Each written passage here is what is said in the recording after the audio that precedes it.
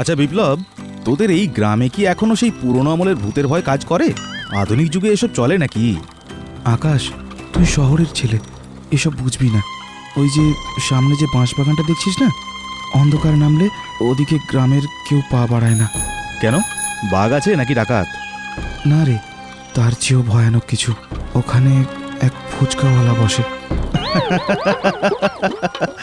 ফুচকাওয়ালা? বলিস কি? ভূতের ভয় ছেড়ে এখন লোকে ফুচকাওয়ালার ভয়ে ঘরে বসে থাকে? তোর সাথে কোনো সিরিয়াস কথা বলাই ভুল। তোর সবই গুজব মনে হয়। তা নয়তো কি, রাতে ফুচকাওয়ালাকে কেন ভয় করব? আরে ও কি সাধারণ ফুচকাওয়ালা? ও ভুতুরে ফুচকাওয়ালা। মানে? মানে কিছু জানতে হবে না এখন, তাড়াতাড়ি বাড়ি চল, কাকার কাছ থেকে সব জেনে নিবি।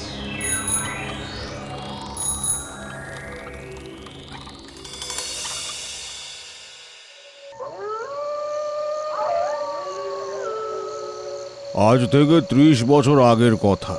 ওই বাঁশ বাগানের ধারে ছোটু নামে এক ফুচকাওয়ালা বসতো।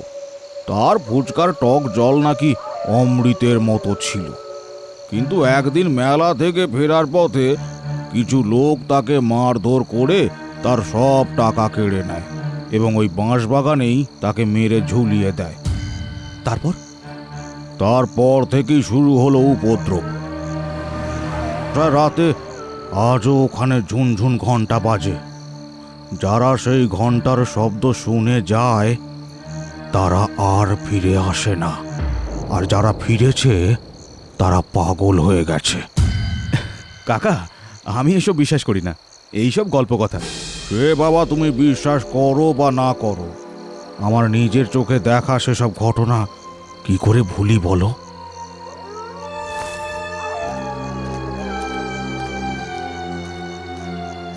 তুই এইভাবে নাই বলতে পারতিস। কাকা কি ভাবলো? আজ রাত 12টায় আমরা ওই বাগানে যাব, তাহলেই দুধ আর জল আলাদা হয়ে যাবে।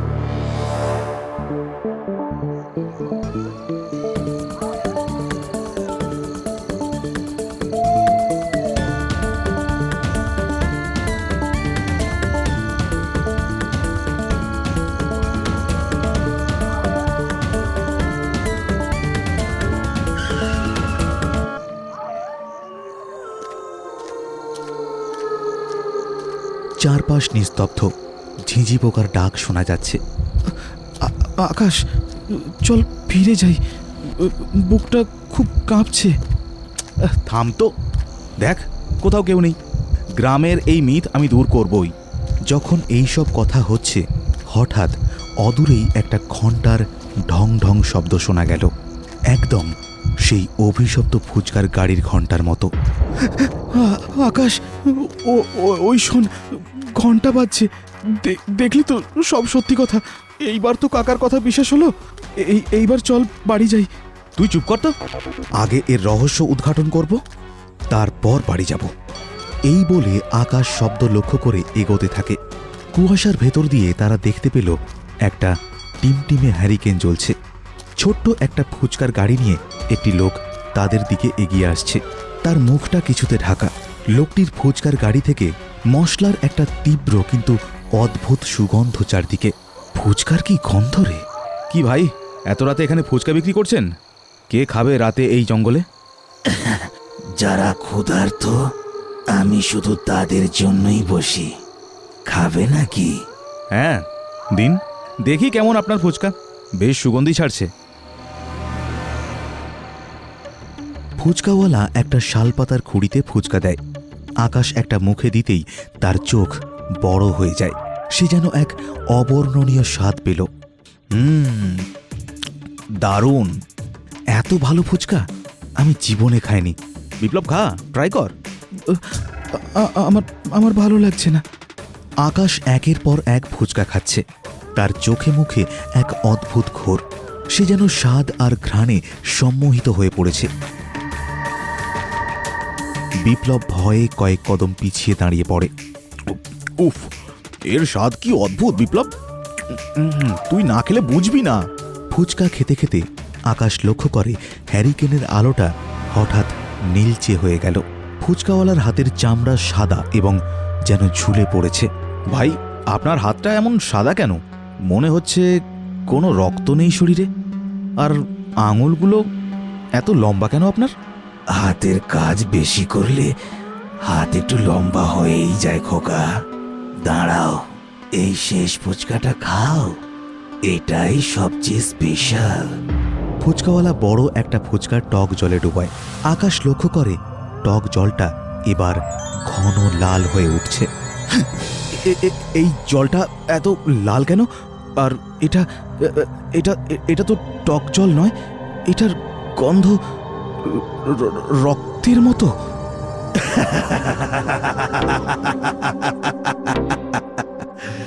মশলা, সব বিশেষ মশলা। 30 বছর ধরে এই মশলা আমি নিজের শরীর নিংড়ে তৈরি করেছি। আরো চাই কি? হঠাৎ হ্যারিকেনের শিখাটা তীব্র হয়ে ওঠে। সেই আলোয় আকাশ ফুচকাওয়ালার আসল রূপ দেখতে পায়। লোকটার গলার কাছে দড়ি দিয়ে ফাঁসের কালচে দাগ স্পষ্ট। মুখটা পচে ভেতরে ঢুকে গেছে, কিন্তু চোখ দুটো জলজল করছে আগুনের মতো। সে দেখল ফুচকা রাখার ঝুড়িতে কোনো ফুচকা নেই, সেখানে থরে থরে সাজানো মানুষের খুলি। আকাশ চিৎকার করে শালপাতার খুঁড়িটা ফেলে দিয়ে বলে ওঠে, ওরে বাবারে, বিপ্লব পালা, এটা মানুষ নয়, এটা ভূত। আকাশ আর বিপ্লব অন্ধকার বনের মধ্যে দিয়ে প্রাণপণে দৌড়াতে শুরু করে। ঝোপ ঝাড় তাদের শরীরে আঁচড় কাটছে, কিন্তু তারা থামছে না। আমি বলেছিলাম না আকাশ, এটা জমপুরি, এখন বাঁচবো কি করে? রাম রাম রাম রাম রাম রাম রাম রাম রাম রাম রাম রাম। মিনিট 5 দৌড়ানোর পর তারা হঠাৎ থমকে দাঁড়ায়। দেখল তারা ঠিক সেই ফুচকাওয়ালার গাড়ির সামনেই আবার ফিরে এসেছে। ফুচকাওয়ালা আগের মতোই নির্বিকার দাঁড়িয়ে আছে এবং সেই ঘণ্টার শব্দটা বনের স্তব্ধতা চিড়ে কানে তালা লাগিয়ে দিচ্ছে। কোথায় যাবে? আমার অমৃত খেয়ে দাম না দিয়েই যাওয়া তো পাপ। সব টাকা নিয়ে নিন, ঘড়ি ফোন যা আছে নিয়ে নিন, আমাদের আমাদের যেতে দিন আমাদের। টাকা নিয়ে কি করব আমি? আমার টক জলের ভাঁড়টা যে খালি হয়ে গেছে।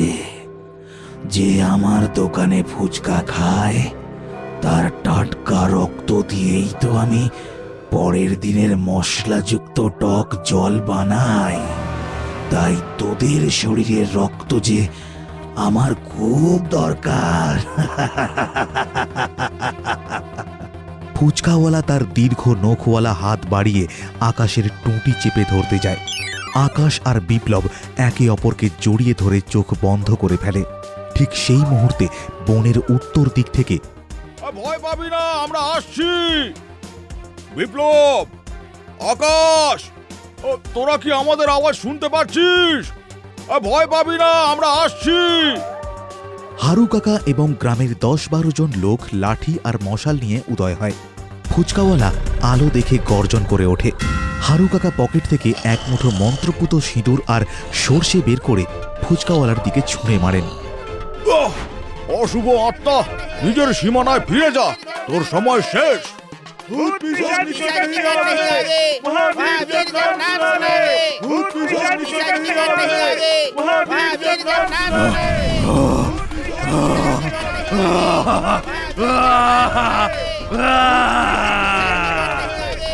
ফুচকাওয়ালা যন্ত্রণায় ছটফট করতে করতে ধোঁয়ার মতো মিলিয়ে যেতে শুরু করে। তার শেষ আর্তনাদ পুরো বাঁশবাগানকে কাঁপিয়ে দেয়।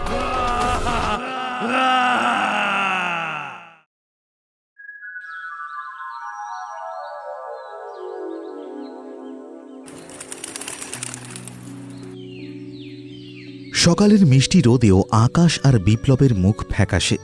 আকাশ এক দৃষ্টিতে মাটির দিকে তাকিয়ে আছে, যেন এখনও সেই রক্তের স্বাদ তার মুখে লেগে আছে। হারু কাকা গম্ভীর মুখে তামাক টানছেন।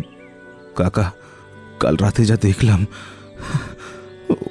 ওটা কি সত্যি আত্মা ছিল নাকি নাকি আমার আমার আমার মনের ভুল?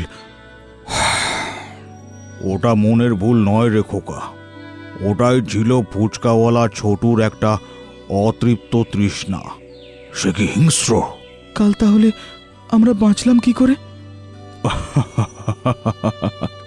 তোদের আয়ু ছিল তাই, আর গ্রামের মানুষের সমবেত সাহস আর বিশ্বাস ছিল।